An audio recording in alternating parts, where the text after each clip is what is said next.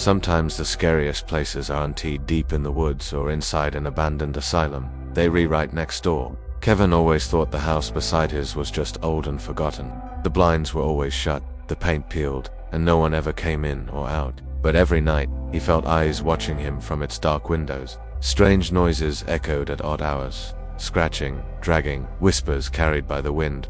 Then one night, a single light flickered on in the attic, even though no one was supposed to live there.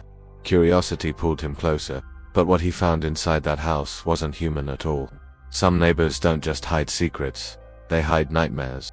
Kevin Thompson had lived in the quiet town of Maplewood his entire life. The streets were lined with tall oak trees, and most neighbors knew each other by name. His parents had moved into their small white house when he was just 5 years old, and nothing about the town ever seemed to change. But everything shifted the summer after Kevin turned 16, when a new neighbor moved into the house next door. The house had been empty for nearly a decade. Kids whispered about it being cursed, saying the last family left in the middle of the night and never returned. Some said they saw strange lights glowing from the attic, or shadows moving even though no one was inside. Kevin never believed those stories until he met Mr. Grayson. Mr. Grayson arrived in Maplewood on a rainy Tuesday evening. Kevin watched from his bedroom window as the old man stepped out of a black truck.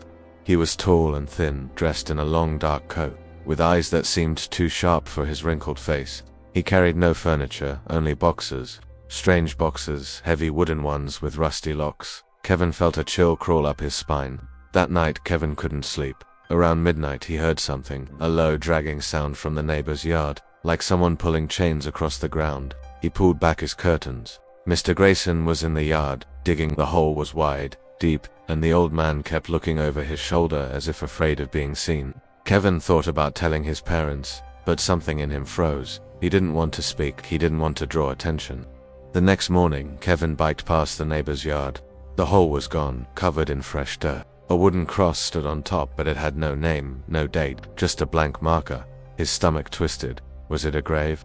At school, Kevin told his best friend Jordan about what he saw. Jordan laughed at first. "Dude, you've been watching too many horror movies." But when Kevin described the cross, Jordan's smile faded. "That's messed up, man. Maybe we should check it out tonight." Kevin wasn't so sure. The thought of stepping into that yard made his chest tight, but by the time the sun set, curiosity had won. Just after midnight, Kevin and Jordan slipped out with flashlights. They crept across the yard, careful not to make a sound. The dirt was loose where the grave had been filled. Kevin's hand trembled as he touched the cross. Suddenly, the wood snapped under his fingers, like it had been hollow all along. The cross fell, and from beneath the dirt came a smell so foul it burned their throats. "Go," Jordan hissed, pulling him back. But before they could run, a shadow rose from the ground, a dark, twisting shape, taller than both of them. Its eyes glowed faintly red, and its mouth opened without sound. Kevin dropped his flashlight. The beam rolled across the dirt and lit Mr. Grayson standing at the back door, watching them with a smile that froze Kevin's blood. The boys ran without looking back. They didn't stop until they reached Kevin's porch, lungs burning. His parents were asleep, unaware of the terror outside. Kevin didn't sleep at all. Every time he closed his eyes, he saw that shadow rising from the ground. The next day, he convinced himself it was just his imagination. Shadows could play tricks. Smells could come from animals. Maybe Mr. Grayson wasn't smiling, maybe it was just the way the light hit his face. But then things started to get worse. At night, Kevin heard whispers through his bedroom wall. Not words, but soft, crawling voices that made his skin prickle. Sometimes he'd wake to scratching sounds beneath the floorboards. Once, he swore he saw a pale hand slide past his window, even though his room was on the second floor. Jordan begged him to tell his parents, but Kevin knew they wouldn't believe him. Adults always had explanations. Old houses creak, they'd say, "You're imagining things." But Kevin knew better. Mr. Grayson's house wasn't old creaking wood, it was alive. One night, Jordan dared him to go inside. "We'll just peek. If he's hiding something, we'll prove it." Kevin didn't want to, but part of him needed answers. The fear was eating him alive. So they waited until the lights in Mr. Grayson's house went out. Then, flashlights in hand, they crept to the back door. To their shock, it was unlocked. Inside, the air was heavy with the smell of damp earth. The walls were lined with shelves, but instead of books, there were jars. Jars filled with things Kevin didn't want to name: shriveled plants, cloudy liquid, and what looked like bones, small bones. A floorboard creaked upstairs. The boys froze. Slowly, they climbed the staircase, each step louder than thunder in their ears. At the top was a hallway lined with closed doors. One door stood open. Inside was the attic, lit by a single candle. On the floor lay a circle drawn in chalk, symbols Kevin had never seen before. In the center of the circle sat one of those wooden boxes. Its lid was shaking, as though something inside wanted out. Jordan reached toward it. "Don't," Kevin whispered harshly, but it was too late. The lid burst open, and a black mist spilled into the air. The candle flickered out, and the attic went dark. The last thing Kevin saw was a pair of glowing red eyes rushing toward him. The black mist swirled around the attic like a storm, cold and sharp. Kevin coughed, his throat burning as if he had swallowed smoke. Jordan stumbled back, tripping over the chalk circle. The red eyes moved fast, circling them, whispering in a language that didn't sound human.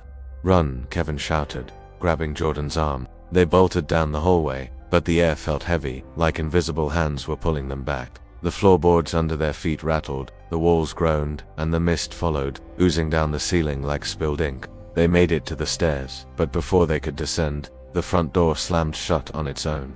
A low growl rumbled through the entire house. The boys froze, hearts pounding, trying not to scream. Jordan whispered, "It's not just haunted, it's alive." From the shadows, a voice hissed, "Stay, forever." The boys sprinted down the stairs. Kevin reached for the door, but the handle burned his palm, as if it were heated metal. He yelped, pulling his hand back. Jordan shoved at the door with his shoulder, but it wouldn't move. Suddenly, every picture frame on the wall crashed to the floor at once. Glass shattered everywhere. One photo caught Kevin's eye before it fell, an old picture of the neighbor's family. In the photo, their neighbor Mr. Harlow stood with his wife and 2 kids, but scratched into the glass over their faces were deep marks, like claws. A chilling scream rang out from upstairs, followed by footsteps racing toward the staircase. Kevin and Jordan ducked into the kitchen, trying to hide. Pots clattered, drawers slid open, and the window above the sink cracked without anyone touching it. Jordan whispered, "We have to end this. We let it out, maybe we can put it back. But how?" Kevin hissed, panic in his eyes. Then he remembered the attic, the chalk circle, the symbols, the box. Maybe it was some kind of trap, something to hold the spirit inside. "Back to the attic," Kevin said, his voice trembling. Jordan stared at him like he was insane. "You're crazy. That thing almost killed us." Kevin shook his head. "If we leave it free, it'll kill everyone. We don't have a choice." Reluctantly, Jordan nodded, and they crept toward the stairs. The mist seemed to sense their plan, twisting and snarling around them, knocking over chairs, slamming cabinet doors. Each step back up the stairs felt like walking straight into the mouth of a monster.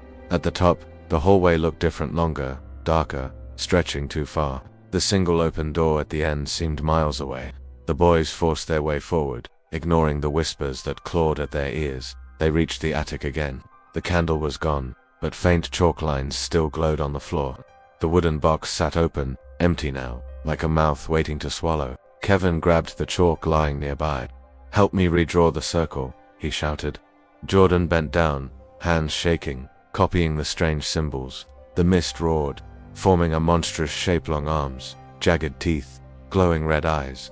It lunged, slamming into the invisible barrier of half-finished chalk, sending sparks flying. "Hurry!" Jordan cried. Kevin scratched the last line into place, his heart pounding so hard he thought it might burst. The circle lit up, glowing brighter and brighter, sucking in the black mist like a whirlpool. The spirit screamed, its voice shaking the entire attic. The boys covered their ears, but the sound cut straight into their skulls. The red-eyed shadow fought back, clawing at the circle, but slowly, piece by piece, it was pulled inside the box. Finally, with a deafening snap, the lid slammed shut. Silence fell. The attic was dark again, but calm. The boys collapsed to the floor, gasping for air, drenched in sweat. Kevin nodded slowly, staring at the box. It didn't move. No mist, no whispers, just silence. They carried the box downstairs, careful not to open it. When they reached the front door, it swung open on its own. The cold night air rushed in, and for the first time, the house felt empty. The boys didn't say a word as they ran outside, down the street, and back to their homes. But that night, as Kevin lay in bed, staring at the ceiling, he heard something. Tap, tap, tap. It came from his closet. His breath caught in his throat. Slowly he turned his head, and the lid was shaking again.